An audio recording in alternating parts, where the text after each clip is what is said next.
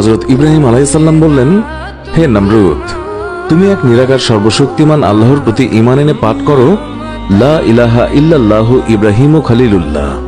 নমরুদ জবাব দিল, হে ইব্রাহিম, তোমার আল্লাহকে আমার কোনো প্রয়োজন নেই।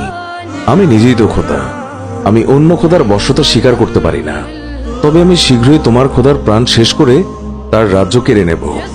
হযরত ইব্রাহিম আলাইহিস সালাম বললেন, হে কাফির নমরুদ, তুমি আল্লাহর নিকটে যাবে কিভাবে, কেমন করে? নমরুদ জবাবে বলল, সেই জন্য তোমাকে চিন্তা করতে হবে না। একদিন নমরুদ স্বপ্নে দেখল যে অগ্নিকুণ্ড থেকে খোলা তরবারি হাতে নিয়ে এক লোক বেরিয়ে তার দিকে দ্রুত দৌড়ে আসতে লাগলো। এই অবস্থা দেখে নমরুদ তখন দৌড় দিলেন, আর ওই ব্যক্তি তখন একটা ডিম ছুঁড়ে মারল তার দিকে, এবং ডিম মাটিতে পড়ে ভাঙা মাত্র বিশাল এক নদীতে পরিণত হল। সেখানে তার সকল সৈন্য সামন্ত ডুবে গেল, কেবল তিনিও তার 3 জন সঙ্গী জীবিত ছিলেন। আবার দেখলেন ওই নদী পুনরায় ডিমে পরিণত হয়েছে, এবং পরে তা থেকে এক পেঁচা উড়ে এসে ঠুকরে তার 2 চোখ তুলে ফেলল। গণকেরা এই স্বপ্নের ব্যাখ্যা করে ভবিষ্যৎবাণী করল যে হযরত ইব্রাহিম আলাইহিস সালামের হাতে নমরুদের পরাজয় ঘটবে। এই কথা শুনে হযরত ইব্রাহিম আলাইহিস সালামকে সেই সময় হত্যার জন্য লোক পাঠালেন, কিন্তু তারা হযরত ইব্রাহিম আলাইহিস সালামকে পেলেন না।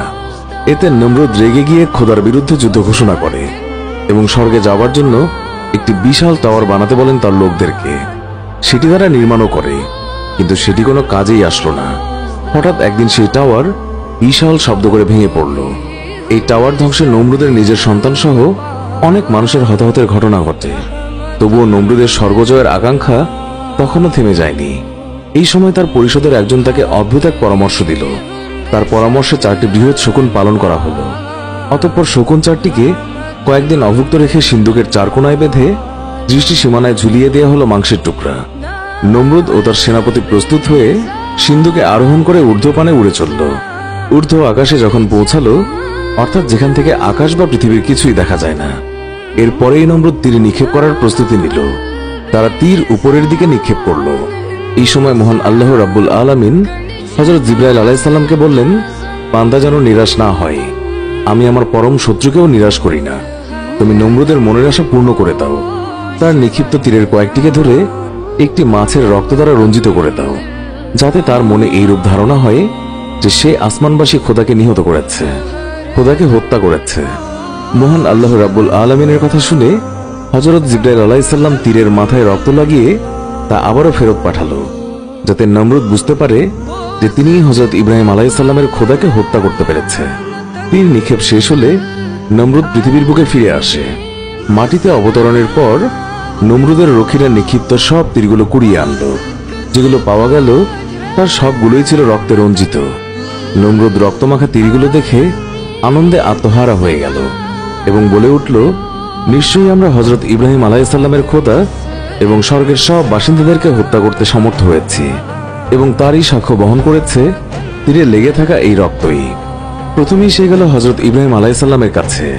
তাকে রক্তমাখা তীরগুলো দেখিয়ে সগৌরবে বলতে লাগলো, দেখলে তো ইব্রাহিম, তোমার খোদার বড়াই এবার শেষ করে দিলাম। আমার নিক্ষিপ্ত তীর তোমার খোদাকে বিদ্ধ করে ফিরে এসেছে। এই দেখো, প্রত্যেকটি তীরেই রক্তমাখা রয়েছে। হযরত ইব্রাহিম আলাইহিস সালাম বললেন, ওহে নির্বোধ কাফের, আমার আল্লাহকে হত্যা করতে পারে এমন শক্তি কারোই নেই। তিনি অদৃশ্য এবং নিরাকার। তাকে মানুষের আকারে কল্পনা করাও বোকামির লক্ষণ। তার উপরে কারো কোনো প্রকার শক্তি এবং ক্ষমতা সক্রিয় হতে পারে না। হযরত ইব্রাহিম আলাইহিস সালামের এইসব কথার প্রতি মোটেই গুরুত্ব না দিয়ে সে বলল, তোমার খোদার সৈন্য সংখ্যা কত তা বলতে পারো কি? তোমার খোদাকে তো আমি শেষ করেছি, এখন তার সৈন্য সামন্তকেও শেষ করতে চাই। হযরত ইব্রাহিম আলাইহিস সালাম নমরুদের এই কীর্তিকলাপ দেখে আল্লাহর দরবারে দোয়া করলেন, হে মাবুদ, আপনি সকল কিছুই দেখছেন। বাদশাহ নমরুদ যেভাবে স্পর্ধার সীমা ছাড়িয়ে গেছে এবং অহংকারে ধরাকে সরাজ্ঞান করেছে, তার দর্প শেষ না করলে দুনিয়ার সাধারণ লোকজন তা দেখে ব্যাপক হারে বিভ্রান্ত হবে এবং তারা বিপথে চলে যাবে। আল্লাহ রাব্বুল আলামিন হযরত ইব্রাহিম আলাইহিস সালামের দোয়া মঞ্জুর করলেন। জিবরাইল আলাইহিস সালাম এসে হযরত ইব্রাহিম আলাইহিস সালামকে জানিয়ে গেলেন, হে আল্লাহর নবী, আপনার চিন্তার কোনো কারণ নেই। অতি শীঘ্রই আল্লাহ তাআলা পাপিষ্ঠ নমরুদকে চরম শাস্তি প্রদান করবেন। সেও তার বেঈমান সৈন্য সামন্ত সকলেই ধ্বংস হয়ে যাবে। সুপ্রিয় দর্শক, অহংকারী নমরুদের ভয়ঙ্কর মৃত্যু কাহিনী জানতে চাইলে আমাদেরকে কমেন্ট করে জানাবেন। পরের ভিডিও পাবার জন্য আমাদের সাথেই থাকুন। ধন্যবাদ সবাইকে।